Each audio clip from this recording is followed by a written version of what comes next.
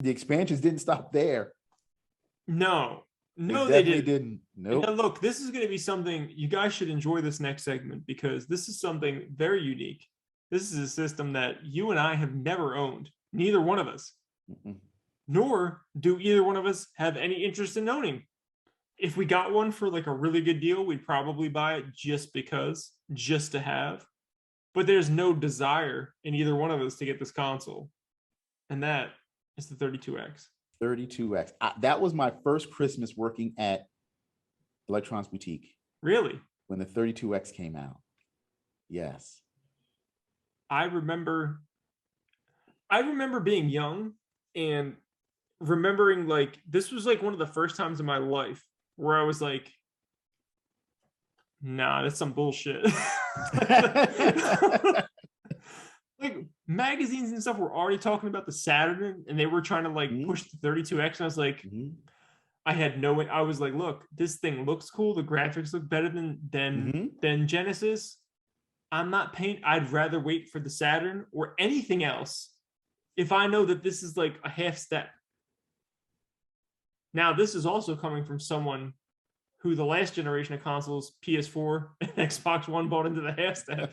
I did buy an Xbox One X and a PS4 Pro, but I'm also older and I have a lot more money now, so it's kind of, replaceable. But back then I was like, you guys are crazy. No one's going to buy this thing. And nobody did. I don't know. I remember selling. It was the hot item for Christmas.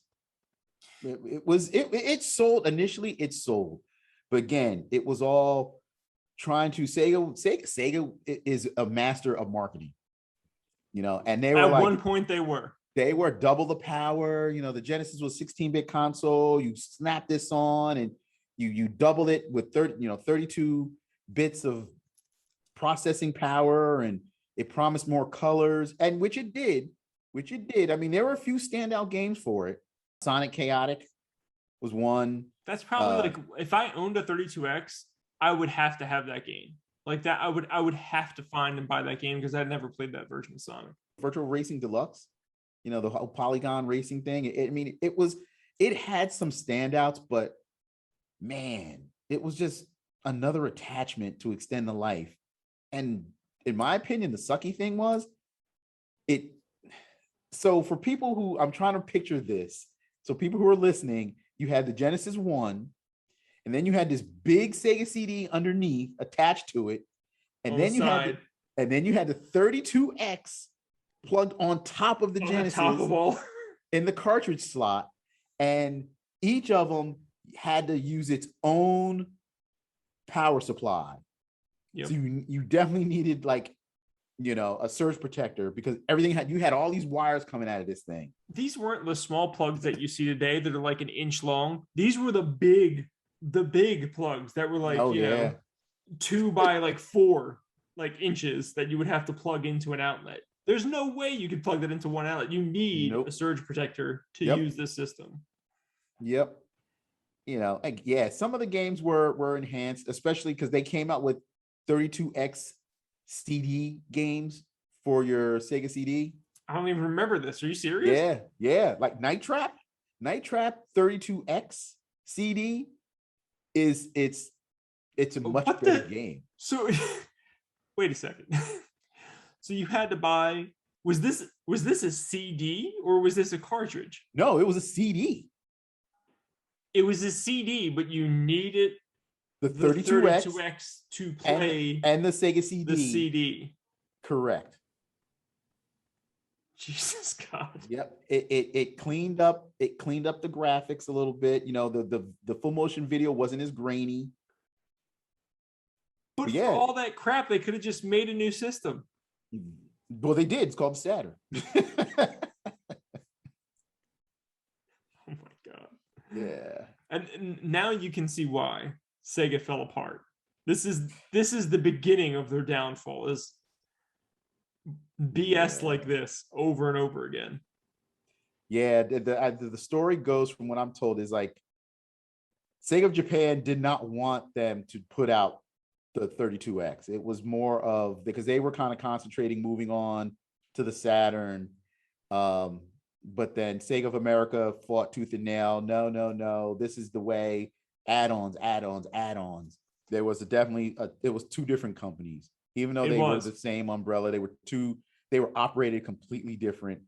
From what I remember and what I'm reading and told, and Sega of America wanted the 32X. That's why we got it. I don't even know if that even came out in Japan or not. It was the life of Sega, the life of being a Sega fan. The Tower of Power destroyed us all. Yes, it did. Yes, no one can handle it. Like I said, to this day, I will defend my Sega CD tooth and nail. I found enjoyment in it, and I think I told you I found a Sega CD 2 for pretty cheap. That's awesome. Yeah. So I'm happy. Does the Sega CD 2 work on the Generation 1 or does it not? It does. It's a little funky the way it kind of has to connect to it, but it really was designed for the Genesis 2. Okay. Because it just kind of just slid right in the side, and it fit in like a tray. Because the Sega CD 2 had a tray because it had a flip top as opposed to the power sliding door like the first one had, and it had a spot that right next to it for the Genesis 2. Mm. Yeah, I want one of these companies to make like a retro CD based game system that you can connect to a modern console that uses FPGA technology. Because there's a company called Polymega. They just released the Polymega, and it basically allows you to replicate. It uses emulation though. When they first came out, they were like, "Oh, we're going to use FPGA technology to play like you can put in your PlayStation games. If you buy this add-on, you can play Saturn games. If you buy this add-on, you can play that. Just so on and so forth." But now they're just using emulation, so I'm not interested like as I was before.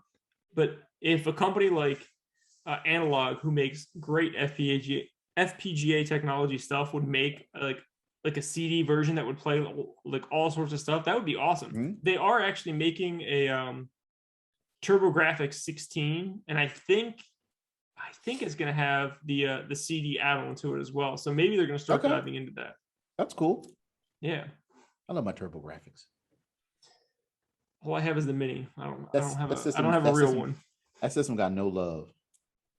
Well, it's loved now. Those games are super expensive. But yeah, guys, this has been our Genesis, Sega CD, and 32X show. We've been covering those consoles for you and some of the highlights of them, some of the downfalls. I don't know who has a 32X or who had one, but that's what you got during that period of time. The Genesis is a system I love very, very much. Very fond memories. Same here. And there, we talked a lot of games today, and there's still so many games that we missed. If you guys know of some we forgot, please drop a comment. Let us know what we didn't mention here. We'll reach out to you and discuss those with you as well. Don't forget to follow us. You can follow Wes over on Instagram. Wes, what's your Instagram? At Grendel5XBX on Instagram. You can also follow him at 2 locations. Level Up Entertainment in Mays Landing, New Jersey, and Summers Point, New Jersey. If you guys want to follow me, it's at from NJ2CA. The 2 is a number 2 over on Twitter. If you guys want to follow the company, it's at Nerdthusiast, Facebook, Twitter, TikTok, Instagram, YouTube. We're on all those things. Please make sure you follow us over on Patreon and support us there if you can.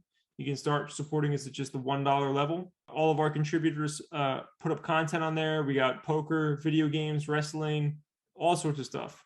Go check it out. Patreon.com/Nerdthusiast. Shout out to Juan over on Patreon. Thank you for supporting us over there, Juan. We do really appreciate all of your support each and every month. Yes, sir. Thank you, Juan. It's truly, truly appreciated. What are we doing next? So we're going to be talking about collectors.